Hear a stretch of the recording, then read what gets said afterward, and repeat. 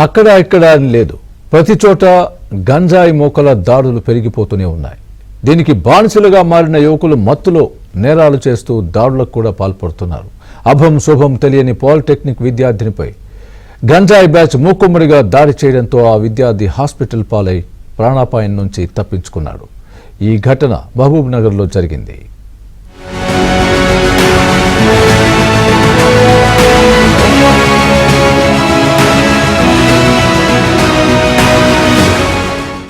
ఎటు చూసినా గంజాయి గుప్పుమంటోంది. పోలీసులు ఎంత నిఘా పెట్టినా, ఎంత మందిని అదుపులోకి తీసుకుని జైళ్లకు తరలించినా గంజాయి బ్యాచ్ల దాడులు, దౌర్జన్యాలు ఆగటం లేదు. గంజాయికి బానిసలై కేవలం 30-40 రూపాయల కోసం కాలేజీ విద్యార్థులను వేధిస్తూ వారిపై దాడులకు సైతం దిగుతున్నారు.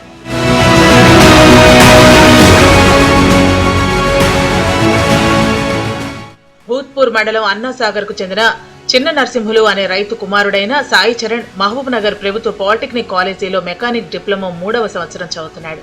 సాయి చరణ్ ప్రతిరోజు బస్సులో కాలేజీకి వస్తూ ఉంటాడు.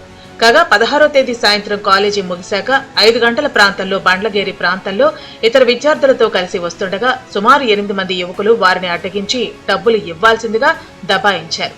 తమంతా కాలేజీ నుంచి వస్తున్నామని, తమ వద్ద బస్ పాస్ తప్ప డబ్బులు లేవని చెప్పినా వారు వినలేదు. అక్కడితో ఆగకుండా సాయి చరణ్ ను విపరీతంగా కొట్టారు. కడుపులో పిడిగుద్దులు గుద్దటంతో అతడికి తీవ్ర గాయాలయ్యాయి. అప్పటికే అక్కడికి చేరుకున్న స్థానికులు అడ్డుకోవడంతో దాడి చేసిన యువకులు అక్కడి నుంచి పారిపోయారు. అప్పటికే వారంతా మద్యం మత్తులో ఉన్నట్టుగా విద్యార్థులు చెబుతున్నారు. తీవ్రంగా గాయపడ్డ సాయి చరణ్ ను వెంటనే ఓ ప్రైవేట్ ఆసుపత్రికి తరలించడంతో ఆపరేషన్ చేసి ప్లీహాన్ని తొలగించారు. సాయి చరణ్ అని 21 ఇయర్స్ బాబు 3 days బ్యాక్ లేట్ అవర్స్ లో మా దగ్గర అడ్మిట్ అయ్యాడు. సివియర్ పెయిన్ తో స్కాన్స్ అన్ని చూస్తే బాబుకి హిమోపెరిటోనియం అంటే టోటల్ బాబుల స్టమక్ అంతా చుట్టుపక్కల స్టమక్ పార్ట్స్ అంతా ఏమైందంటే బ్లడ్తో నిండిపోయి ఉంది. సో మేము స్కాన్ చేస్తే స్ప్లీన్ ఇంజరీ లాగా అనిపించింది. సో ఫర్దర్గా మేము సిటీ స్కాన్ ప్రొసీడ్ అయ్యాము. దాంట్లో almost grade 3 to grade 4 splenic injury జరిగింది.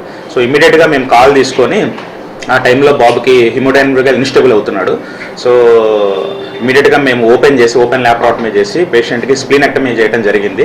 ఇంజరీ అయితే మాత్రం almost grade 3 to grade 4 injury అండి. ఇమీడియట్గా అడ్రస్ చేసి రిమూవ్ చేయడం అనేది చాలా అత్యవసరం ఆ బాబుకి.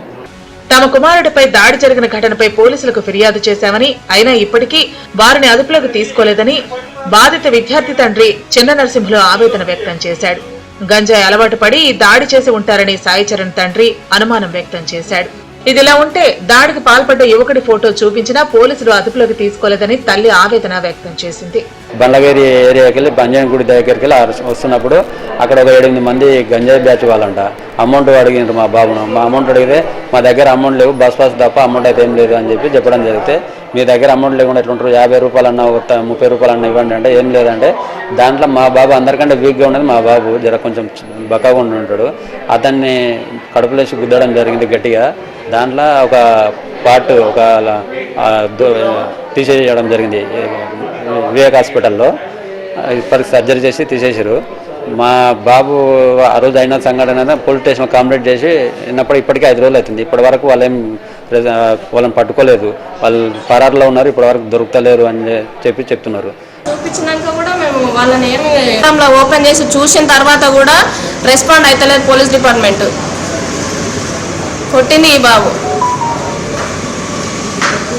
ఇప్పుడున్న జనరేషన్కి ఎంత నిమిషాలలో పట్టుకున్న పరిస్థితి, కానీ ఎన్ని డేస్ అయినా పట్టుకుంటలేదు నా బాబు కోసం అంటే ఏంటి అర్థం చేసుకోవాలి. ఇదిలా ఉంటే ఈ అంశంపై దర్యాప్తు కొనసాగుతుందని, ఇప్పుడే ఎలాంటి ప్రకటన చేయలేమని 1 Town సీఏ అప్పయ్య చెప్పారు. త్వరలోనే వివరాలు సేకరించే నిందితులను అదుపులోకి తీసుకుంటామని ఆయన తెలిపారు. అయితే ఘటన జరిగి ఇన్ని రోజులైనా పోలీసులు వారిని అదుపులోకి తీసుకోకపోవడంపై సర్వత్రా విమర్శలు వ్యక్తమవుతున్నాయి. గంజాయి బ్యాచ్లు యథేచ్ఛగా తిరుగుతూ ఉంటే వారిని చూసి చూడనట్లు వ్యవహరిస్తున్నారని అభిప్రాయం వ్యక్తమవుతోంది.